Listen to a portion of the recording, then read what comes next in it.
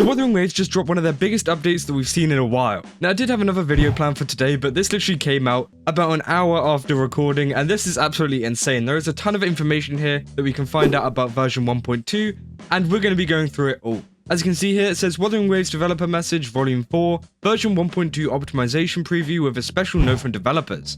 Now obviously, in my last video, I did cover some of this information about Kuro Games and the overall post-launch analysis and just stuff that they're going to be doing in the future. It definitely seems like they're going to be doing this, especially in this article. But before I get into this video, don't forget to leave a like and subscribe if you enjoy it. And also go follow my anime channel where I'm going to be posting a ton of new anime content, which I think you guys would really like. And yeah, just go over there and check it out. But let's get back into the video. So in this article, they say, Dear Rover, Wuthering Waves version 1.2 in the turquoise moonglow is on the horizon. Here's a sneak peek at the upcoming improvements and a special note from the dev team.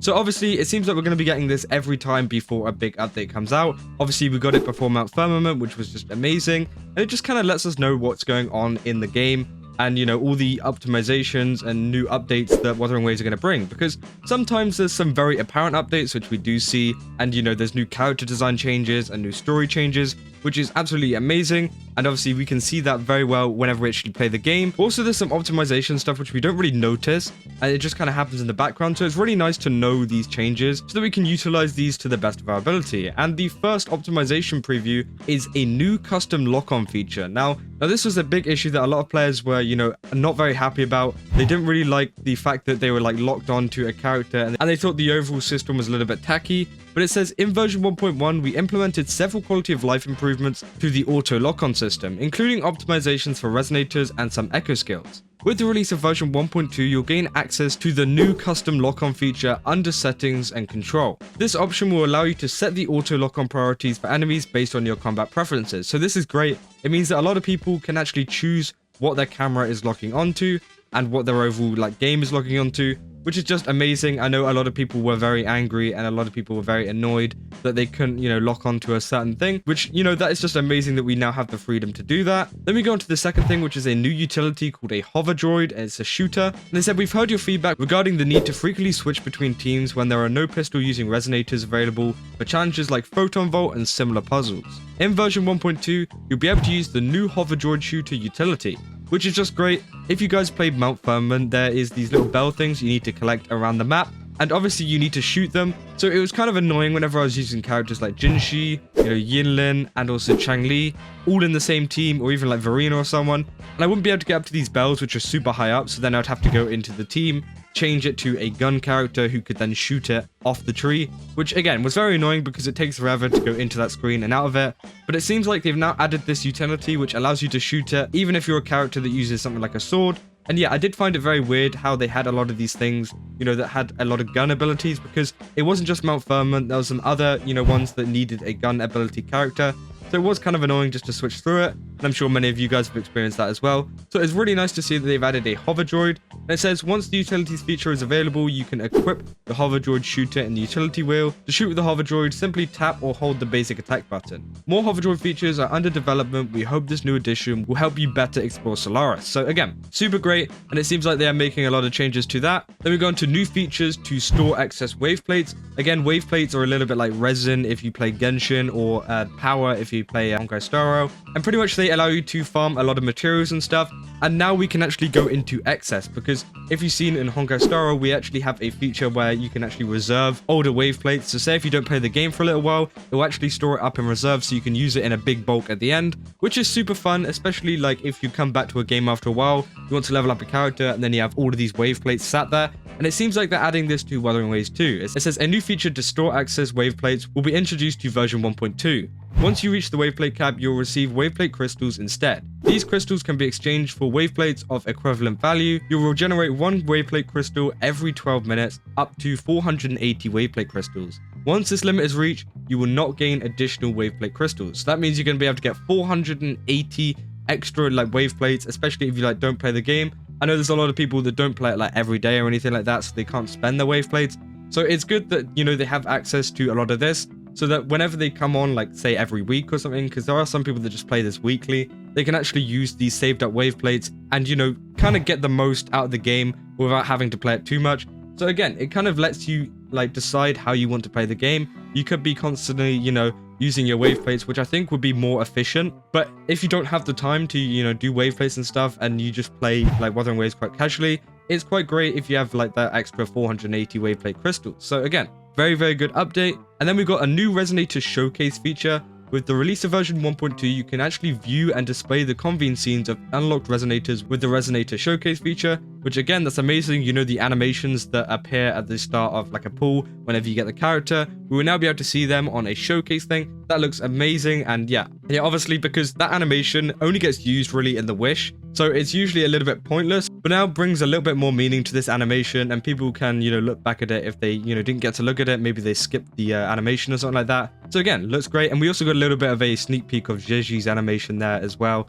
after, you know, Jinshi's animation was there. And it says option to play at 120 FPS. Now this is amazing too. Obviously, I talked a lot about the PS5 version and, you know, whether that's going to have 120 FPS.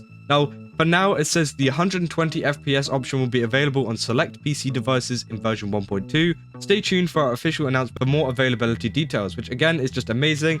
And I hope that they do add the 120 FPS to PS5 as well, because obviously that's the whole gimmick of the PS5, that it can actually do 120 FPS, whereas a lot of other consoles can't. But having it on PC is amazing, and obviously, you know, Wuthering Waves has some amazing graphics, so having 120 FPS will definitely improve the experience. And they're also adding new stuff to the Depths of Elusive Realms store, which again is great. It means that we're going to be able to get a lot more materials and a lot more stuff that can help us out, maybe for some more like gems for pulling. So again, super nice that we're going to get more of that. They're going to add some more items, it seems like, and also some more currency so that we're going to be able to get more stuff to exchange, which again will just help us level up our characters more, and I think that was the entire idea behind it. And then we've also got more guidebook activity points from a daily quest, which again, amazing. It means that we're going to be able to do our daily quests a little bit quicker. And they put here, with the release of version 1.2, the activity points rewards for spend 180 wave plates daily quests will be increased from 20 to 60, which again is just amazing, because I did think it was a little bit weird that they only gave you 20 for like such a massive quest. Because obviously spending 180 wave plates does take you a little bit of time. I'd say it takes you like 15 minutes, maybe a little bit more than that, depending on, you know, how much you delay and switch between stuff that you're spending it on. And so it's just going to help people a lot more, and it means that they don't have to do any of the other quests whenever they're trying to do their dailies. So people like logging on to do their dailies quickly, I think that will definitely help them out. And then finally, we got the special note from developers, which is absolutely insane. I mean, this is probably one of the biggest updates that they brought out, which was, and they pretty much say version 1.2 in the Turquoise Moonglow is coming soon. In this update, we'll introduce the Moon Chasing Festival event and dedicate ourselves to address any issues that have impacted your experience so far. We're well aware of the many aspects of Wuthering Waves still have room for improvement, and we're committed to listening to your feedback to continually optimize and enhance the game. Together, we aim to create a better Solaris 3 and offer you more thrilling adventures. We're also excited to announce that everyone will receive 5-star Resonator Zhangli Yao for free during the second half of version 1.2. Stay tuned for more detailed event information. So yeah, you heard that. We're getting another free 5-star in Wuthering Waves, which is absolutely insane. That's pretty much the special note from the developers. They're literally giving us a free 5-star. We're also getting a new event for the Moon Chasing event,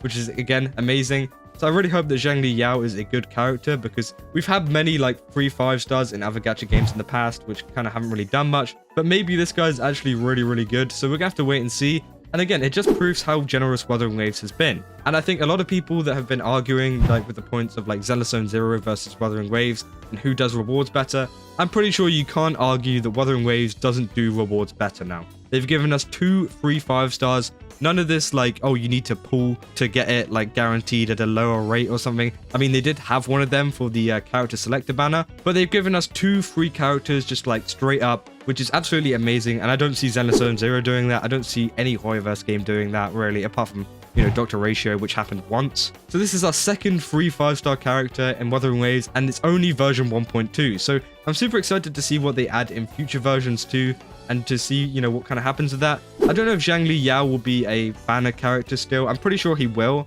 I'm pretty sure we'll still be able to pull on him if you want to get his constellations, which again will be amazing. And it seems like he's going to be there for the second half of the banner. Maybe he might be there for the first so that people pull on him first.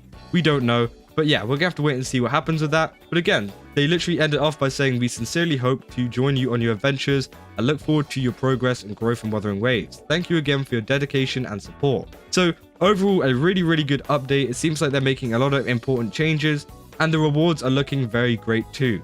So yeah, let me know down in the comments what you guys think about this. Do you guys like this update? Do you think it's good? And what are you excited for? Like, are you excited for the free Zhangli Yao, or are you excited for something a little bit smaller? Maybe, you know, the Resonator Showcase, or the even excess wave plates, because I know a lot of you don't play the game that often. So it's just overall exciting. Yeah, that's about all I got for this video. If you did enjoy it, then don't forget to leave a like and subscribe. And yeah, this is just an insane update overall. And yeah, go over to Gaming Subs and use my code KAZO and get yourself 10% off a ton of cups and tubs. I definitely recommend you guys go over there. Really nice place. And yeah, I will see you guys in the next one. That's all. See ya.